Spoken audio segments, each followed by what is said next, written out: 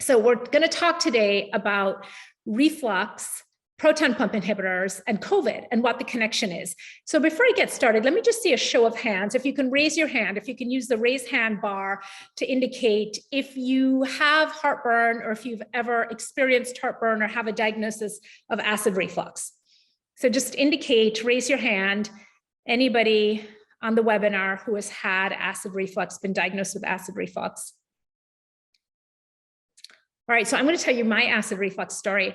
I don't have acid reflux, but some years ago, and I remember it because Adrian Fenty, for those of you who are in DC, Adrian Fenty had just become mayor of DC. So this was a while ago. And there was a big sort of inaugural party down at the convention center for him.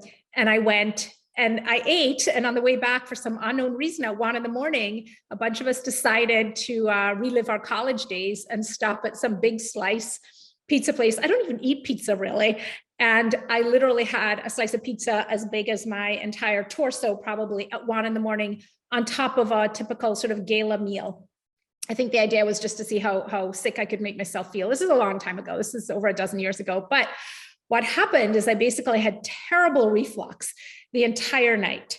And the other time that I've experienced reflux was when I was pregnant, when I was about 8 months pregnant, I guess it started. And so we'll circle back to those two things, okay? Eating a slice of pizza from a big slice pizza place, the size of your torso at 1 a.m, when you've already had a meal, and what happens at 8-month pregnancy. So stick a pin in those two things, because I'm going to come back to both of them. But the first thing that I want to tell you about reflux, and this is a really essential piece of information, is that acid reflux is not overproduction of acid. Acid reflux is inappropriate relaxation of the lower esophageal sphincter. So that's that little valve that connects the esophagus to the stomach. So when you eat, stuff comes in through the mouth, goes down the esophagus, which is a long muscular tube, and it travels down by this sort of longitudinal peristalsis. And then it hits a valve called the lower esophageal sphincter, or the LES for short. And that sphincter separates the esophagus from the stomach, and it pinches tight to keep stuff down in the stomach and keep it from coming back up. That's why when you lie down, stuff doesn't all come back into your esophagus because of that valve. And so what happens when you're having acid reflux is that valve, that LES, opens inappropriately and allows the stomach contents to come up into the stomach, to come up into the esophagus. So it's important to realize that when you block stomach acid, you don't prevent reflux from happening. It just means that the contents that are coming up are less acidic. And so what are the things that cause that LES valve to open? Well, the three things that I want you to think about are how much you're eating, what you're eating, and when you're eating it. So how much you're eating, the stomach, and I spend a lot of time, down in people's stomachs and up in their colons. And it's always amazing to me when I put the endoscope down into the stomach, it is deflated. It's sort of crumpled up. And it's really about the size of my fist, like this, when I first go down. When I insufflate, when I put all the air in from the endoscope so I can see, it inflates to about the size of an expanded fist, like this.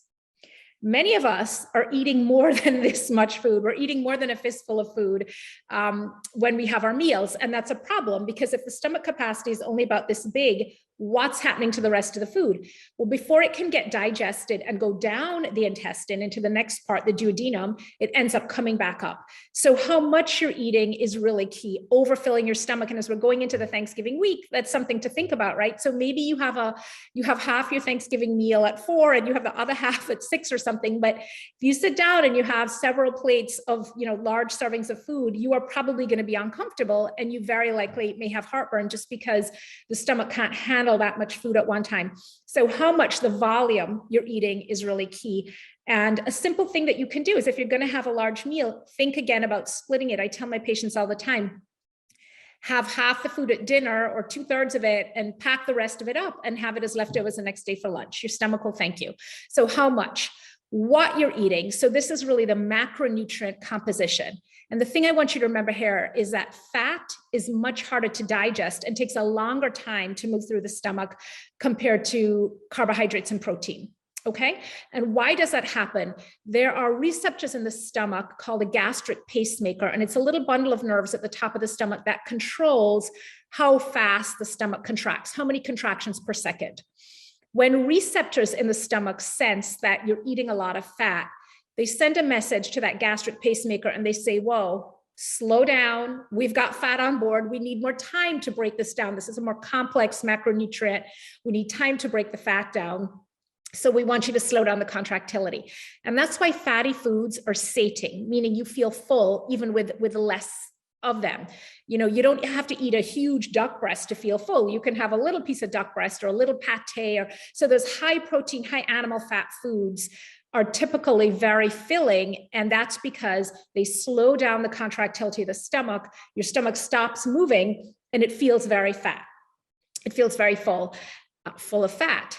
So what you're eating is another really important point. And if you're going to eat a high fat meal, a porterhouse steak, duck breast, foie gras, pate, even something with a cream sauce, you're much better off eating that earlier in the day.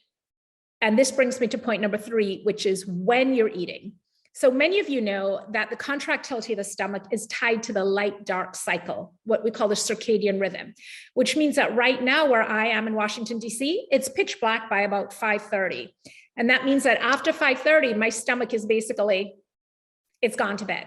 It's minimally active in terms of contractility. In the peak of the summer, you know, in June, when it's light until 8 o'clock, I can eat much later because my stomach contractility is active until later. So it's important to keep in mind those light dark differences. But the important point here is that once the sun sets, your stomach is way less active. And unfortunately, that's when many of us are dumping in the majority of the food for the day. So we're dumping in, you know, more than a fistful of food, probably high fat content, later at night at 7 or 8 or even 9 o'clock at night, or 1 a.m. in the case of my post-mayoral inauguration party extravaganza. We're dumping that in very late at night. And that means that our stomachs really are, it's just not going through. And if it's not going down, where is it going? It's going up. So that valve is opening and things are coming up. Then so that's the what you're eating, when you're eating it, and how much you're eating. The other thing to keep in mind is that there's certain chemicals and medications primarily, and some things in food that act on that lower esophageal sphincter and cause it to open. And so chief among that would be smoking. Nicotine can do it. Caffeine is another big one that does it. Alcohol opens it up. So does something called theophylline, which is in some asthma medications and also in chocolate, unfortunately. So these are substances that chemically act on the nerves that control that lower esophageal sphincter and cause it to open. Okay, so they're the mechanical factors, and then there's sort of the chemical factors that cause it to open. Now, some people have anatomical reasons that they're more likely to have reflux or prone to reflux. And one of those things is a hiatal hernia. And some of you may have that. And really what it means is that the stomach comes up a little higher in the chest. Normally, the esophagus and the stomach join at that gastroesophageal junction where the sphincter is, and the diaphragms that separate the lungs up above from your abdominal organs down below, the diaphragms reinforce that sphincter. So they help to keep it tight. You have the sphincter and then you have the diaphragms kind of holding it in place. With a hiatal hernia, it means that the stomach comes up above the diaphragms. So the sphincter now can be, you know, a couple centimeters if you have a small hiatal hernia, or many centimeters if you have a big hiatal hernia. So the size of the hiatal hernia refers to how much of your stomach is above that diaphragmatic hiatus and up in your chest rather than down in your abdomen. And it means that you don't have the double reinforcement of sphincter and diaphragms at the same level. Now you have sphincter up here and diaphragms down here. And so things are a little leakier. Most people who have small hiatal hernias, I see that on endoscopy all the time, a couple centimeters, that's not really a big deal. But if you're one of those people who has a large hiatal hernia, where maybe even a third, a quarter of your stomach is up in the chest, it means that you are more likely to get reflux. And for some of those people, even bending over after they've eaten, they lean over, they can feel stuff coming up. So that's an anatomical consideration. And another anatomical consideration is just our abdominal girth. So, you know, if we're overweight, how much of that extra weight is in our belly versus in our hips and so on. So again, this has to do with this whole idea of whether you're an apple shape and you carry a lot of your weight in the middle, or you're a pear shape and you carry more of it sort of down below on your hips and butt. And if you are an apple shape and you have a lot of central obesity, or central adiposity, it means that that belly fat is pushing on the stomach and on the lower esophageal sphincter and is more likely to cause it to open. But the good news here is that losing even 10% of your body weight if you are overweight or have obesity can result in a significant improvement in your reflux. So if some questions down here in the chat, I'm going to get to in a minute. Actually, let me stop and take a look at this. The audio is choppy. Oh my goodness. Okay, I'll use a mic next time. Thank you for that, Heather. Do these foods and beverages also cause leaky gut? We're going to talk about leaky gut on another episode, in another Zoom. So we're not going to cover that today. What about tight clothing? Yes, absolutely.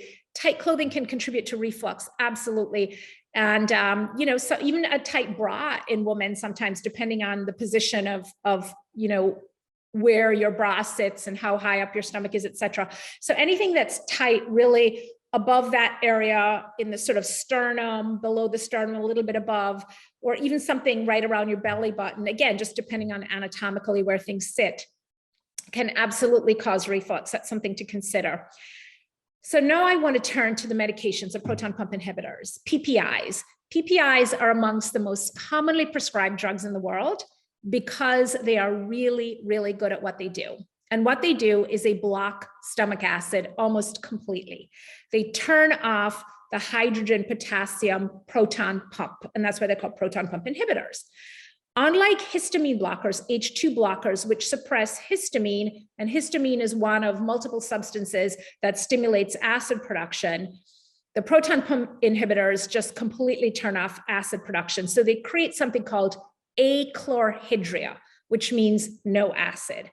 And the important thing to realize here is not having stomach acid is a very abnormal physiological event. We have stomach acid for some very important reasons. It is really this sort of, it is digestion 101. Without stomach acid, we cannot have proper digestion. And that is because our digestive enzymes are designed to work at a particular pH. And that pH is low, it's acidic. That's what's supposed to happen. So now when we're on a proton pump inhibitor and we block the stomach acid, those digestive enzymes cannot work optimally. When the digestive enzymes, the amylase and the lipase and pepsin, et cetera, are not operating at the correct pH, it means you're having suboptimal digestion, maldigestion, and you're having suboptimal assimilation and absorption of those nutrients because it also affects that process. So the first thing to realize is that not having stomach acid is a pathological state and it's associated with disrupted and maldigestion, number one, no matter how well you're eating. Number two, the other thing about stomach acid, and this is going to circle back to the third part of this webinar about COVID, is that it is one of our main host defenses for protecting us from bacteria and viruses that get in through our mouth. So for example, stomach acid helps to denature SARS-CoV-2. It literally breaks down the viral protein. And that's true for for influenza and lots of other viral illnesses also. It is true, for example, that people who are on proton pump inhibitors have more enteric infections. And by enteric infections, we're talking about gut-related infections. So what are those gut-related infections? Campylobacter infections, common foodborne infection, Clostridium difficile infection, common hospital-acquired infection. And why do you get those infections when you're on an acid blocker? You get them because, again, by turning the stomach from a hostile to pathogens, a hostile environment, into a friendly alkaline environment, by removing all the stomach acid, you're now making it possible for many of these pathogens to survive and to replicate, et cetera. So this is why this, and I'll just bring this up here. There was a study published in the American Journal of Gastroenterology last July, and it literally stopped me in my tracks when I saw this study. It was a population-based study. It was done between Cedars-Sinai and University of Michigan. 55,000 participants. I think it was 53,000 something or the other, but close to 55,000 participants. And they asked this basic question, which is, does being on a proton pump inhibitor increase your likelihood of having a positive COVID test? And the answer was yes.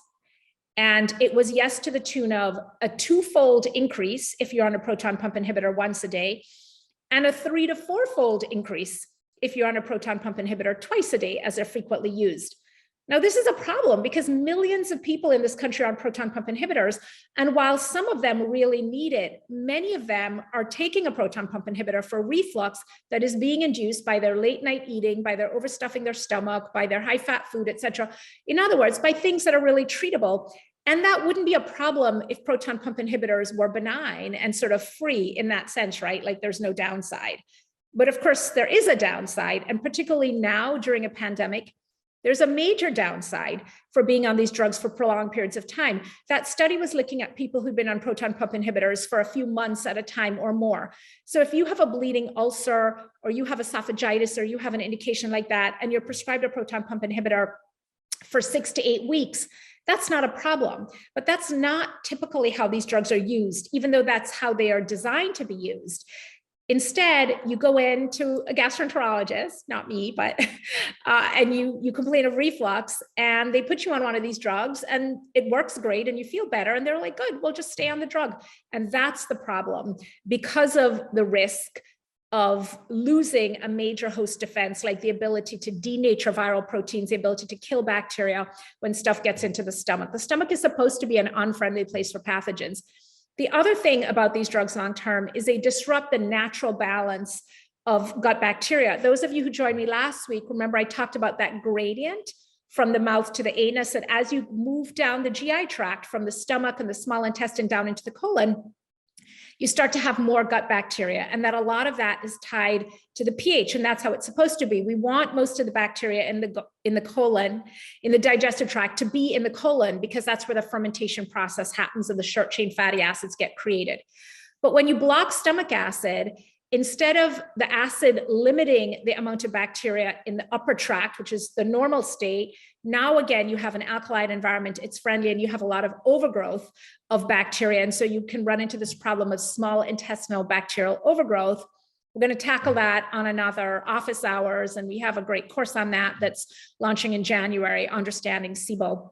So the important thing to take home here is that these drugs, they're very potent, they work extremely well, they're very efficient, they're very good at what they do, but they also create really a pathological state of no stomach acid, which is not a state where you can really have normal digestion. And in so doing, they disrupt the natural balance of things, you lose an important host defense, and you have an increased risk of COVID. All right, I'm gonna see, we have questions, we have stuff in the chat, so let me take a break here. Somebody wanted to, having COVID or just testing positive. This was just testing positive, and that's an important point. So these were not people who specifically had active, symptomatic COVID, but testing positive. But we do know that being on a proton pump inhibitor is actually a risk factor for more severe COVID, just like being on a steroid is, just like having obesity is, just like advanced age, et cetera. So it is one of those risk factors. But this particular study was looking at testing positive. Somebody wants us to know that they have Barrett's esophagus and a hiatal hernia. Now, let me take a minute to talk about Barrett's esophagus. Barrett's esophagus is a potentially precancerous condition. It doesn't mean that you're going to have cancer if you have Barrett's. In fact, the overwhelming majority of people who have Barrett's esophagus, particularly short segment Barrett's, meaning just a couple centimeters of your esophagus, will never have esophageal cancer. But what Barrett's is normally the lining of the esophagus are squamous cells, and the lining of the stomach is columnar. Now, because the stomach is exposed to acid all the time, the columnar cells in the stomach are very used to acid and they're resistant to it. But the squamous cells lining the esophagus, you're not supposed to have esophagus in your esophagus. You're not supposed to have acid in your esophagus, right? Because that lower esophageal sphincter is supposed to protect you and keep the valve closed and keep the acid in the stomach. So when you have these reflux episodes and you have acid coming into the esophagus, it changes those cells. It literally induces changes in the lining. And those changes, what we call a dysplastic change, meaning a change from normal towards a more precancerous state, that is what Barrett's esophagus is. Now, if you've had an endoscopy and they say you have Barrett's, and you have a 2 centimeter segment, that's what we call short segment Barrett's. And there's no evidence that that ever turns into cancer. But if you have a lot of your esophagus replaced, let's say you have a 5 or 6 or 7 centimeter segment of Barrett's, and we measure it from the lower esophageal sphincter up, that puts you more at risk. And in that case, the studies have shown that being on a proton pump inhibitor can help prevent the progression of Barrett's. But of course, also preventing ongoing reflux through some of the diet and lifestyle things I talked about is also really helpful. Okay. Barrett's, when there is evidence of cells that could become cancerous. Yes. So if you have dysplasia, dysplastic changes in Barrett's, but it's important to ask your doctor, did you have short segment Barrett's or did you have long segment Barrett's? Because if you had short segment Barrett's, less than 2 centimeters, you're really not at risk for cancer. And then there's not a strong indication to stay on a PPI. So remember to ask them, go and find your endoscopy report, take a look at it and see, is it more than 2 centimeters that they're describing the Barrett's segment? Okay, somebody says, I was on a PPI for decades to manage painful esophageal spasms. I was told at my last endoscopy that I developed stomach polyps, but was told by the GI this was normal on this medication. I took myself off PPIs and symptoms did not worsen. Well, first of all, Cynthia, congratulations to you. Good for you. I love to hear about people coming off drugs and feeling fine, not having any sequelae. And the polyps that you're talking about they're called fundic gland polyps, and they are 100% correlated with being on acid suppression. And they can look really big and ugly and impressive, but those polyps in the stomach themselves that develop as a result of these drugs are not cancerous. And that's important for you to know that. They don't have any cancerous potential. But clearly there's a problem with being on a drug that is causing these polyps to develop, because even though they're not cancerous, they're not normal. So to me, when I see these fundic gland polyps developing in people who have been on proton pump inhibitors, it's a sign to me that the stomach is like, yeah, we're not happy here. This is not good, right? Because it's inducing this state of polyposis in the stomach. So I'm glad that you actually, sort of paid attention to this. And even though your gastroenterologist was like, this is normal, I think maybe what he or she meant, or what they should have told you, is that this is not worrisome in the sense that it's not going to turn into cancer. It's not like a polyp in the colon that, if left in place, can turn into cancer. But it is definitely not normal. And it is a direct result of the PPIs. So good for you that you got yourself off the PPI. That is splendid news. And if you were to look again, down the road, those fundic gland polyps would probably be gone, although they don't need to look for that. And so you said that was your interpretation. Yes. I just have to say this, and I'm not sucking up to you guys. This is true.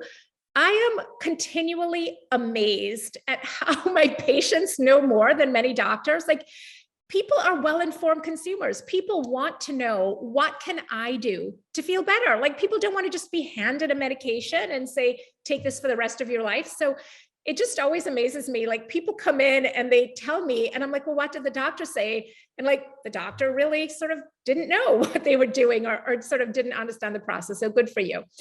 And you also said, yes, acid is normal.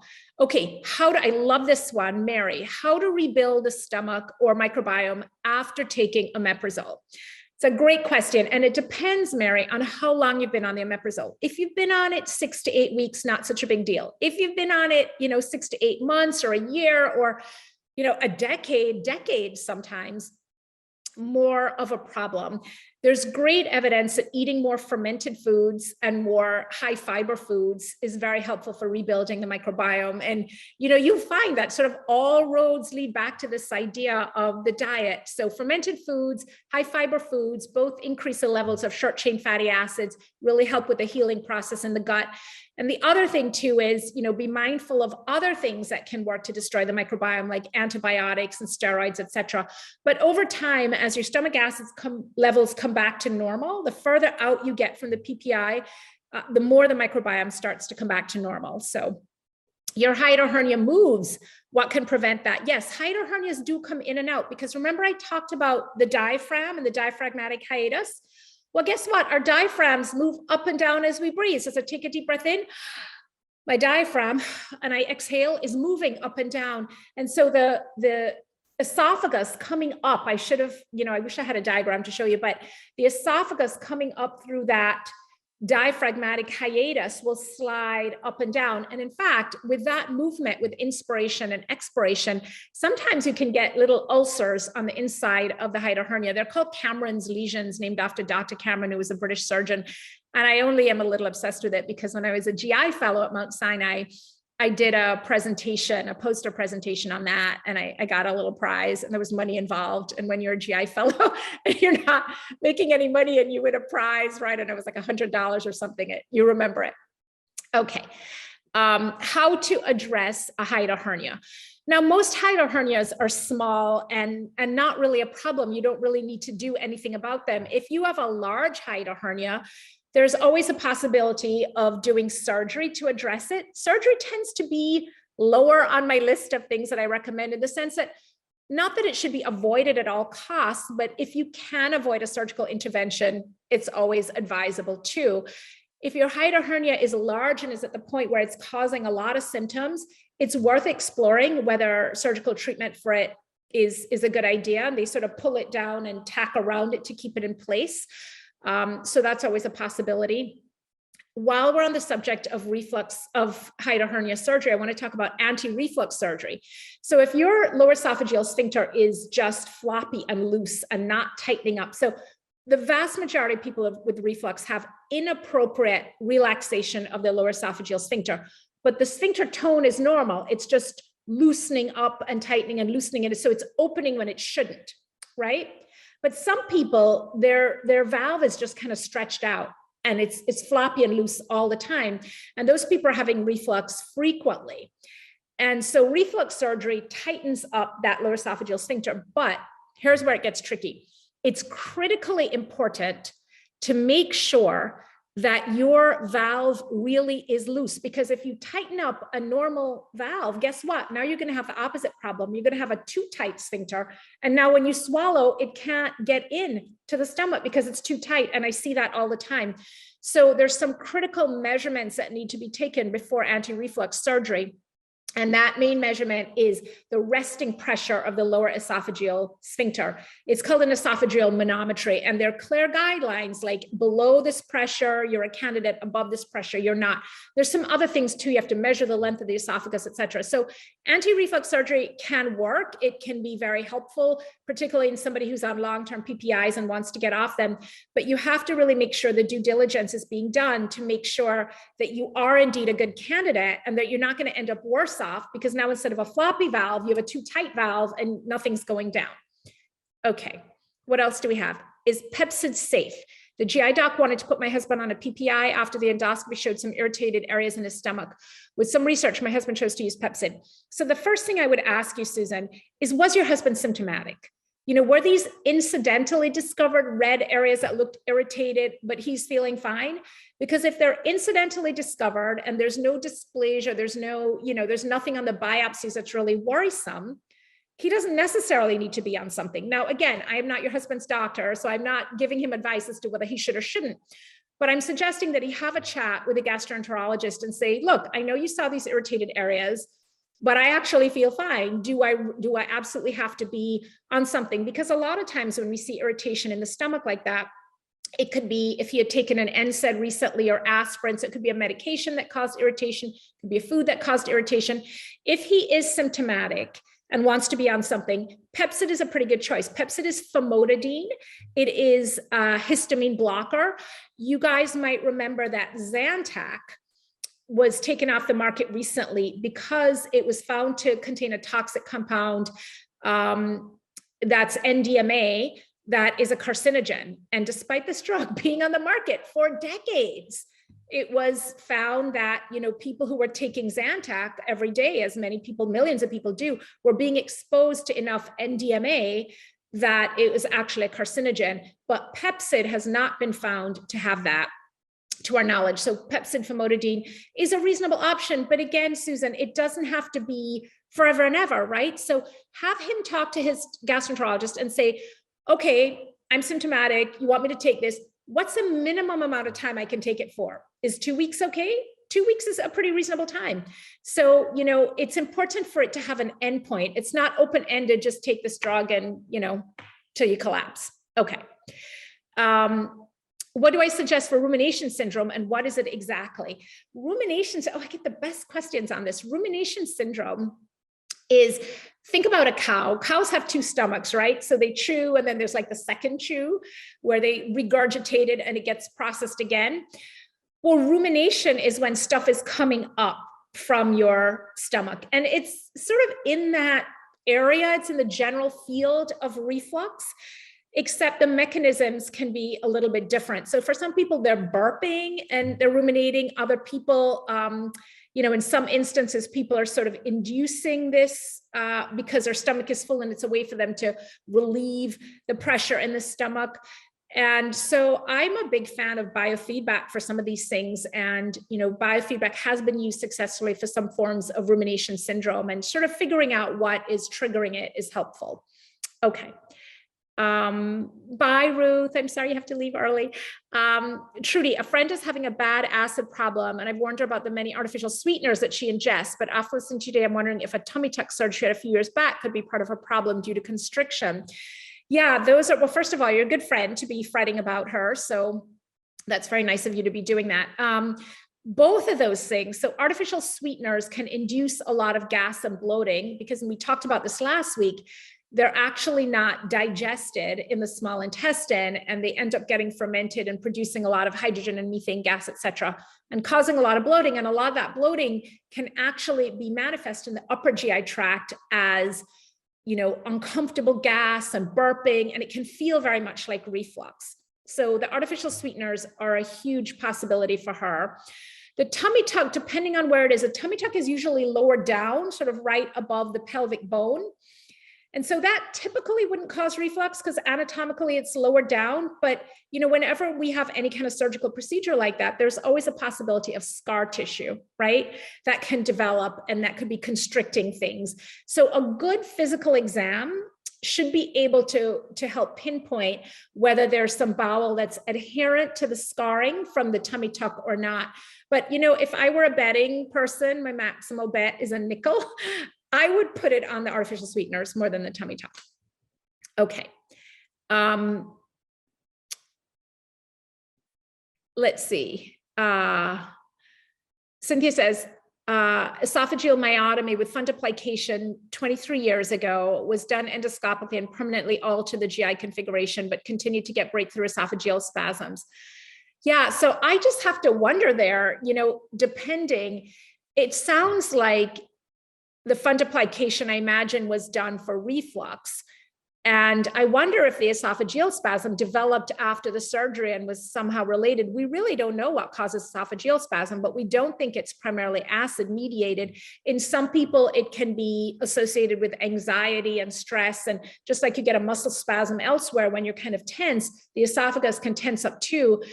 But I just wonder if it was related to the surgery in some way. And you manage them. I love the drinking water and oyster crackers. I love that, because you know what we typically use in medicine for this is we use drugs like Xanax and Ativan, and these drugs are habit forming, and that's a terrible way to treat esophageal spasm. So, I love the fact that eating some dry crackers and drinking water helps. There's a lot of data using relaxation techniques, deep breathing techniques, et cetera, to help relax the muscle. Some of my patients find lying flat on their back with a heating pad over the chest helps. Some people find that peppermint chews peppermint tea, sucking on a peppermint can help. Other people find the peppermint induces spasm, so fair warning there. Another thing that can be helpful is fennel, whether it's a fennel tea or sucking on fennel seeds. These are all things that have been found to have, soothing properties that can help with esophageal spasm. So all things to think about trying. Is it unhealthy to purposely burp? Referring to adolescent boys. Over time, forcing burping, it's almost like inducing vomiting, right? So when we induce vomiting, what we're doing is, however you're inducing it, you are forcing that lower esophageal sphincter to open and the food to come up and empty out. And a burp is a less violent form of that, but it is, the sphincter is opening. I think it's fine, like as a joke to do it. And I can induce burping just by air swallowing. So watch this.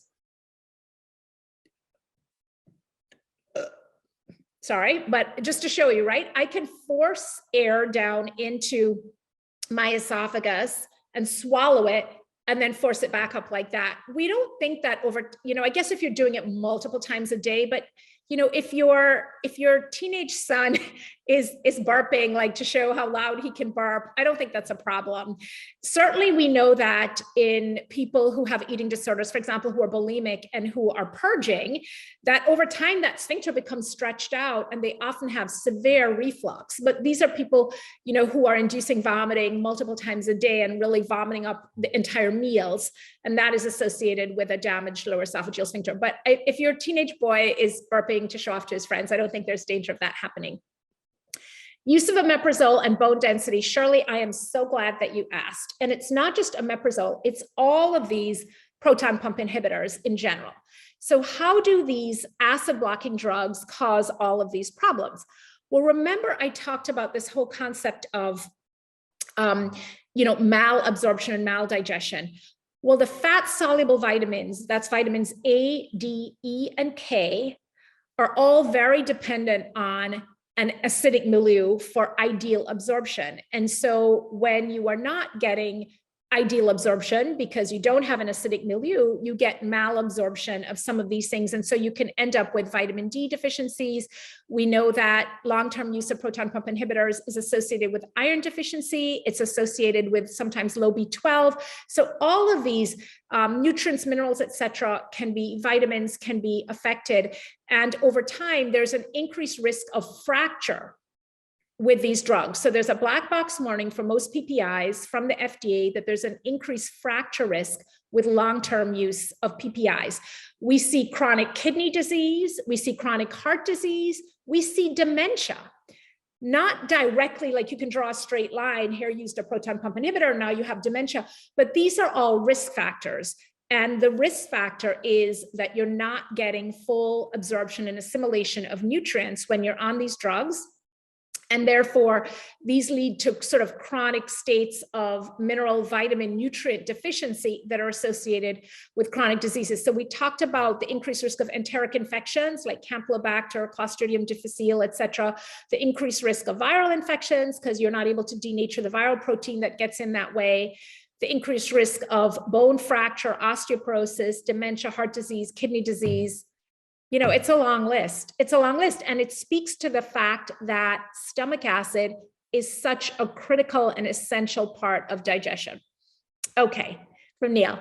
The Bloat Cure mentions in chapter 3 about alcohol, mentions alcohol is converted into acetate in the liver, thus slows the body's fat burning ability. How many drinks per week typically disrupt fat metabolism? I'm wondering specifically for your female clients. It's a really great question. I think the magic number that we tend to use is 6. And when I say magic, it's because that's the number above which we start to see an increase, for example, in reproductive cancers in women, in liver disease, et cetera.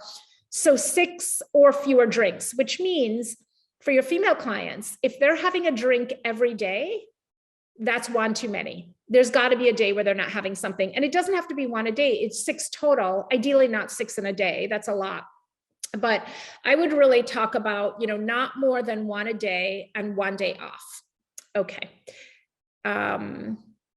How do I feel about mold and yeast colonization playing a role in GI distress as root cause of disease, and how do we treat that? So we're going to discuss Candida and yeast overgrowth on another office hours, but that's sort of not the point of today's. So I'm sorry, Viraj, I'm going to have to put that down the line for when we're discussing that.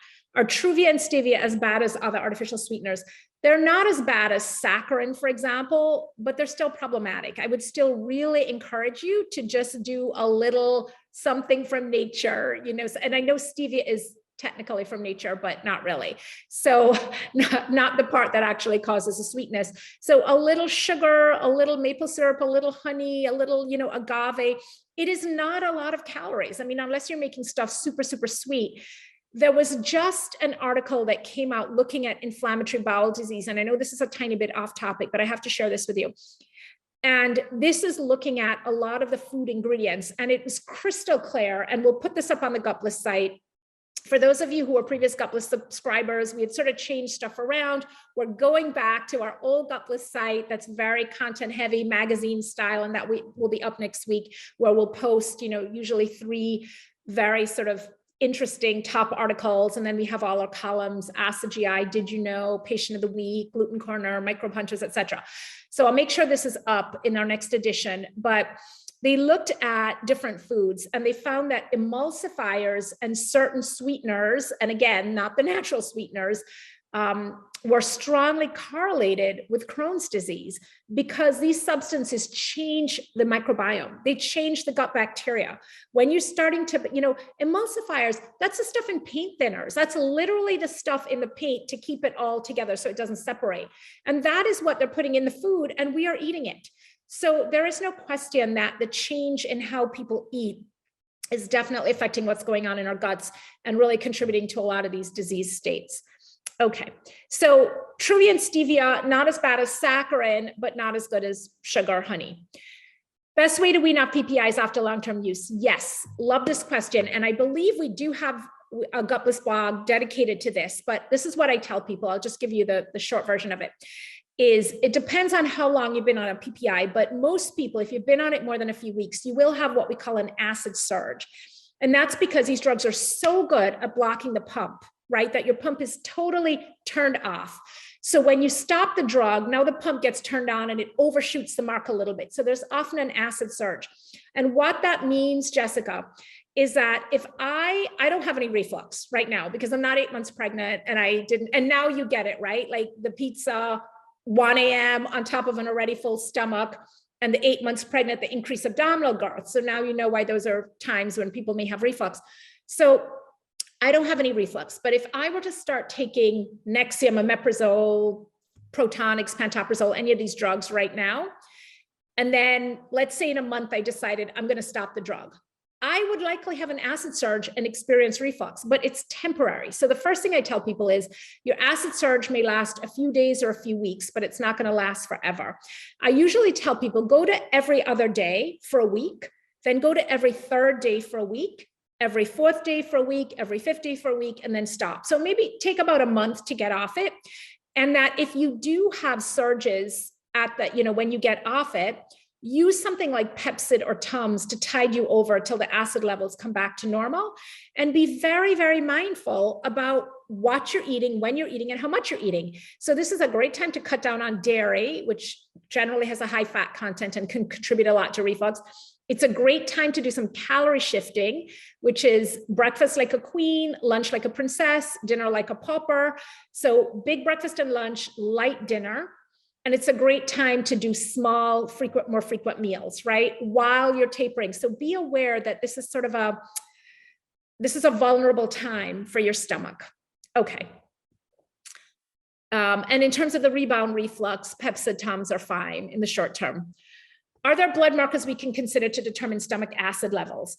There's not a blood test for that, no. And there is fairly complex testing that is generally not done anymore in endoscopy. It's really just done in a research setting. And the reason is this: overproduction of acid is something called Zollinger-Ellison syndrome. And let me tell you that Zollinger-Ellison syndrome is prevalent in 1 per million people in the US. 1 per million. So that means right now there are approximately 300 people walking around in the US with overproduction of stomach acid, with Zollinger-Ellison syndrome. We have at Georgetown, we have joint appointments with the National Institutes of Health, with NIH. Well, we used to, not anymore. And they have a lot of rare disorders and unusual things at NIH. And one of the things when we would cover NIH in the digestive diseases division is we would see people with what we call ZE syndrome, Zollinger-Ellison syndrome, named after the 2 doctors who described it. And it was like, wait, call all my friends, come and see, because this is a rare thing. Like most gastroenterologists will never see a case of Zollinger-Ellison syndrome. I saw several just because we had a joint appointment with NIH and we were covering all these rare disorders. And where do people with Zollinger-Ellison syndrome go? They go to NIH. So this idea that you have overproduction of stomach acid is not a thing. Again, 300 people in the US have overproduction of stomach acid. What we have is inappropriate relaxation. But the pharmaceutical industry pushes this idea of overproduction of stomach acid because they want us all to block our stomach acid. So that being said, it's really not important to be measuring stomach acid. Okay. Oh, thank you, Christy. And yes, we will be posting stuff. Alkaline phosphatase and zinc blood levels, not really relevant for stomach acid. And okay, let's go to, so that was a chat, and let me go to what's in Q&A now, because these may be the same, maybe different. Last week, office hours, unfortunately, we had a little snafu. We were doing it just a regular way on Zoom. And I mentioned this at the beginning that we saw all the faces, and for privacy reasons, we didn't feel comfortable posting it. So we'll just do a redo of that one, the microbiome disruptors. A healthy 43-year-old female following a whole foods plant-based diet, good for you, had an endoscopy to rule out celiac, found out you had a hiatal hernia, no symptoms, BMI is 18.5. So hiatal hernias are congenital, and you look like you were doing everything right. I hope you didn't have celiac, but you follow a whole foods plant-based diet and you have no symptoms. This is an incidental finding. You literally don't give this a second thought, keep on trucking. So a significant percentage of the population, the numbers vary depending on what studies you read, but anywhere between 5 and 15% of people congenitally have a hiatal hernia. Their stomach just comes up a little higher in the chest. And if you have no symptoms, it is absolutely nothing to worry about. So keep on doing what you're doing. Thanks for your question. Does low stomach acid cause the same reflux symptoms? And how do you know if you have low stomach acid? So you have low stomach acid if you have been on something to block your stomach acid. So people who have been on proton pump inhibitors have low stomach acid or no stomach acid. And this is a state we call achlorhydria. There are some forms of anemia that are associated with it, but the average person walking around with reflux really doesn't have anything to do with their acid levels. It has to do with this mechanical opening and stomach acid coming up into the esophagus. So, somebody had sent in a question, I have it written down here, is apple cider vinegar helpful for reflux? Apple cider vinegar can be helpful if you have been on an acid blocking drug for a long time and you don't have stomach acid. It can help to sort of, bring those acid levels back. But depending on the apple cider vinegar, there are also probiotic benefits that may be what's helping you feel better with the mother, in the apple cider vinegar. Believe it or not, we really don't have good randomized controlled studies or even retrospective clinical studies looking at apple cider vinegar. We have a lot of anecdotal evidence. And so this is what I tell people. If you drink apple cider vinegar and you feel better, there's no harm in it. You're not going to throw your acid-base balance off by drinking apple cider vinegar. I'm not a fan of the apple cider vinegar gummies and all of that because they've just got too much chemicals in them. But if you get a good quality apple cider vinegar from the farmer's market and you drink it and you feel refreshed and there's absolutely no harm in that. But again, we currently don't have good data to say, this is a cure or a remedy for achlorhydria or for reflux. All right. And we had another question that somebody was having silent, this was sent in ahead of time. Somebody had silent reflux, which is manifest as throat burning.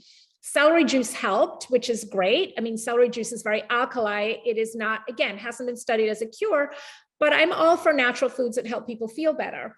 So it helped, and she or he wanted to know, was it okay to eat acidic foods like lemons or vinegar? And again, if they don't bother you, it's absolutely fine. If when you eat them, you feel burning and the symptoms come back, not so good. But if you eat them or drink them and you feel fine, then that is absolutely fine. Okay. Do allergy meds also affect normal acid production like Allegra, Zyrtec, et cetera, since they are antihistamines? They can in some people, absolutely. And what's really interesting is that H2 blockers, the histamine blockers, can actually help some of the histamine-mediated symptoms and other things too. So there's some cross-pollination there. And again, I would go by symptoms. PPIs and bone density, I think we covered. Yes, Phyllis, you'll be able to access this. We'll have it posted by the end of the day. Iron deficiency in patients on PPI, is there a relationship with iron absorption? Absolutely. And again, that is because you're disrupting the natural acidic milieu. You need to have ideal absorption of iron. So iron deficiency anemia is absolutely one of the things we can see when people are on long-term PPIs. Diagnosed with reflux a decade ago, crystallized ginger helped more than prescription drugs. I don't know if I can tell you why for sure, Phyllis, but I can tell you that ginger is a very potent motility agent for the gut. And I use it a lot for my patients. I have them put raw ginger in smoothies. And so it helps with motility. So when you think about why people have reflux, I've spent a lot of time talking about the lower esophageal sphincter rather opening up and acid coming up. But the other thing that can cause reflux is the stomach underneath the sphincter not emptying, right? So you're having, and we talked about fatty food and the gastric pacemaker and delayed emptying. So anything that delays motility and slows down motility in the GI tract can typically cause a backup. And so ginger as a pro-motility agent that helps move things through can help. And that may be why it's working. And, you know, good for you, keep doing it. It's, you know, there's nothing harmful that can come with having lots of ginger. And that's wonderful that it's helping you. Way to prevent acid reflux when taking high dose prednisone without taking PPIs, not so much. I mean, that's one of the indications, right, is preventive, particularly in people who are at high risk of bleeding. So I think that the course there is to try and get down to a lower dose of prednisone as quickly as possible, you know, obviously in conjunction with your healthcare provider, because we know the high dose prednisone is very damaging to the stomach, but I hope not to yours. Okay. Let's see, a couple others. Husband has been on Dexalon for a few years. It's a proton pump inhibitor. Has Barretts, want to get off meds. How? So the first thing that your husband should do again is ask, how long is my Barrett's segment? You know, is it 4 centimeters or more, or is it 2 or 3 centimeters? If it is short segment Barrett's esophagus, then the indication for acid blockade long-term is really not there. And then I think what your husband should be really doing, again, in conjunction with his healthcare provider, is figuring out how to minimize the reflux. So he needs to become somebody who eats dinner at 4 or 5 o'clock. He needs to become somebody who eats a small dinner and a larger breakfast and lunch. Caffeine, alcohol, nicotine, weight, all of these things to think about that can help minimize those reflux episodes. Okay. You don't have celiac. That is such good news. That was the person who had told us about the endoscopy and the whole foods plant-based diet. Okay. All right. So a couple more on the chat. Any known side effects or studies about what is happening to our gut from the COVID vaccine? You know, I think we will be a while before we have that data. And, you know, it's such a complex area to talk about because, you know, on the one hand, we're balancing the risk of something that is really has changed our society in such a profound way for the worse. And on the other hand, we really don't know the long-term data for some of this stuff until, you know, for years down the road. So the short answer is that we don't, but we do know a lot about what COVID does to the gut.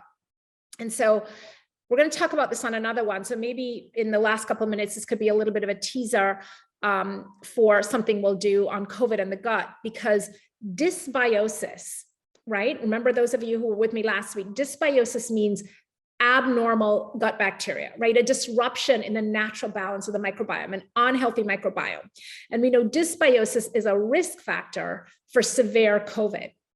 But COVID, well, SARS-CoV-2 rather, itself can induce dysbiosis. And we think that this SARS-CoV-2 induced dysbiosis can contribute to things like long COVID, as well as more severe COVID prognosis and outcome. So there's this weird relationship where an abnormal microbiome is a risk factor for worse outcome, but can also be an outcome of having COVID-19. So lots to talk about there. Okay, let's see, final comments. Can you suggest additional means besides ginger to increase motility? Absolutely. So the best thing to boost motility is just to get moving. As I'm fond of saying, if you are not moving, neither are your bowels, and that includes your stomach. So I highly recommend, I had a patient sessions yesterday, and I was telling one of my patients, if you can just get in the habit after your large meal of walking around the block a couple times, it does wonders for peristalsis, right? So the worst thing you can do is eat a large meal and then go and recline on the couch or get into bed. So if you're going to eat a meal like that, eat it earlier in the day and try to walk around. Even if you're not walking around the neighborhood, walk around your house, like be upright, because being upright helps, just gravity helps things move from north to south versus reclining, and even better movement that helps to stimulate peristalsis. So those are two really helpful things. So ginger is great, but movement and being upright in terms of stimulating peristalsis are really good too. Okay, wonderful. Deb, thank you so much for that. I really love being with you guys. I'm really sorry to not see your faces because I just love that part of it, but maybe we'll figure out another way to do a Zoom call where, you know, it's not recorded and people don't mind, because I do feel like, you know, the community of seeing you is so wonderful and I miss that. But I really want to thank you so much for this. Please send feedback. We are here to, you know, provide information to you, and we want to make it as useful as possible. So you won't hurt our feelings if you tell us like, this sucked, I want more of this, this and that, or this was great. So do give us feedback, the good, the bad, and the ugly. We really want to get better so that we can help you get better. All right. Thanks so much. Happy Thanksgiving, everyone.